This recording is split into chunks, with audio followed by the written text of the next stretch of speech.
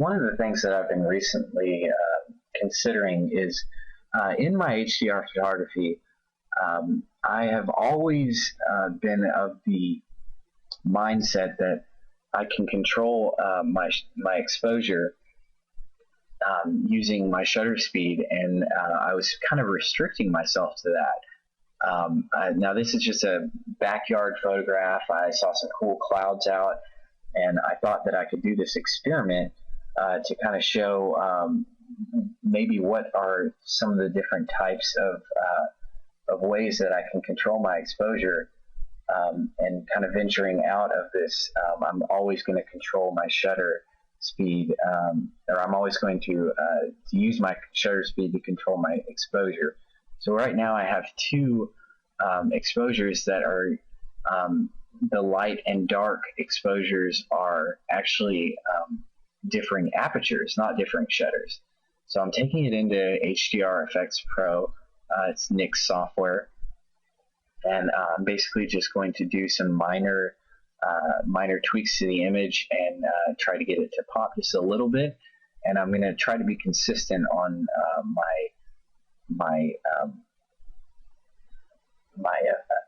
my editing of these images, so that we can take a look at one image, this one where it's an HDR that's governed by aperture, two different aperture exposures, and another where I'm going to do a shutter speed. So I'm just kind of bumping up the structure just a little bit. I love to play with the structure in any of Nick's software, and just a little bit of tone compression just to kind of make it not this crazy, but maybe pull it back, maybe about right here. Okay, I'm happy with this image. I'm going to go ahead and save it. Now, while it's saving the image, I've had a lot of my, I guess, some of my heroes in the HDR world are people like Trey Ratcliffe.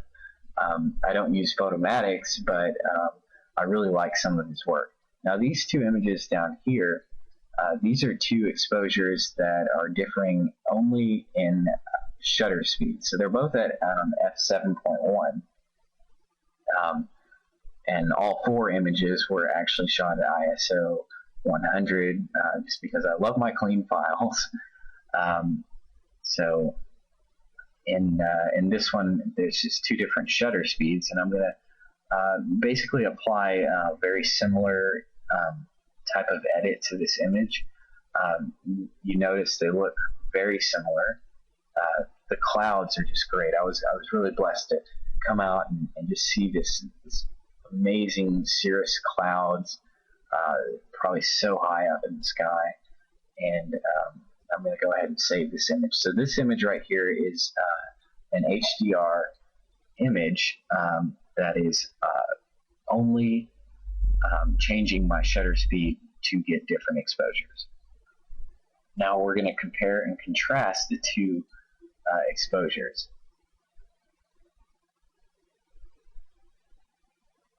Okay, on the left I have my aperture governed HDR, an HDR that was just used using the aperture to limit the amount of light. And on the right I have my shutter speed HDR, and you'll notice the f7.1. I was constant at my f-stop, just using aperture. Now if you look at the building, you'll notice that it looks a little bit more 3D on the left. It definitely kind of pops a little bit. On the right over here, it's a little bit more flat, but we're still seeing this awesome kind of sky where the texture is just amazing.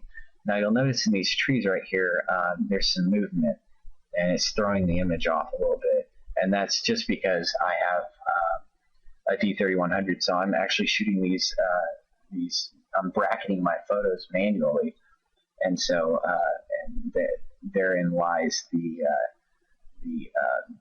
problem with that. Now, one of the things I don't like about this image I do like the tree, how three-dimensional it looks, but if you zoom in way into the tree, you'll notice that there's a ton of chromatic aberration in the aperture governed HDR. And my thoughts on this are probably due to the way that the physics of the light actually, how it is bouncing around in the lens and going through the lens, and what aperture does to change the way the light hits your sensor. If you ever go to slrgear.com and plug in just any zoom lens, or any prime for that matter, you'll notice that your lens properties change drastically as your f-stop is gone from the widest to the absolute smallest. Usually at the widest, at 2.8, say, it will be very sharp, but it won't be as sharp if you stepped it down to f4. And then at f11, it usually becomes less sharp than it was at 2.8, and then at f22, it's way unsharp. And so I'm pretty sure this chromatic aberration we're seeing on the left here is due to the fact that the actual lens is changing, and so the light, the chromatic aberration. It probably does not help that I'm using an 18 to 55 millimeter lens to do this experiment. So if you're blowing these up to gargantuan proportions and you don't have good enough software to get rid of some of this chromatic aberration, shooting HDR and shutter speed rather than varying aperture speed might be a better deal for you. But if you just look at the difference in the two trees, it's just very apparent how three-dimensional your aperture governed to HDR is relative to your shutter speed HDR image. And you can also see this in the building. On the left, it almost looks like the building is not in two dimensions. It's coming out at you at that corner right there. And so these are just some things that I was considering in my head today at work, and you know, I was thinking, you know, what would be the difference, and what could be something that I could try that's new. So you know, I'm gonna go with the image on the left here. I'm really liking it. I just love the way it pops.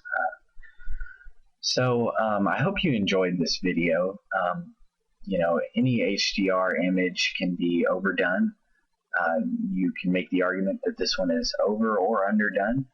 But I think using aperture to bracket your photographs is definitely something that gives an image some depth. Again, like I mentioned earlier, Trey Ratcliffe, he does a lot of really cool HDR stuff.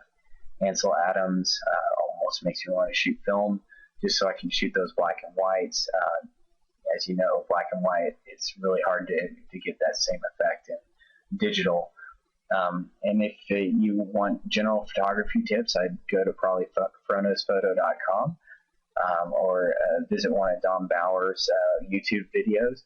And for gear reviews, I really like SLR gear for lenses, and for cameras, the videos that Digital Rev puts out on YouTube. I think they're very funny. So I hope you enjoyed this. Again, this is Daniel in Houston, Texas, and I really hope you have a great day. Okay, thank you very much. One of the things that I've been recently considering is in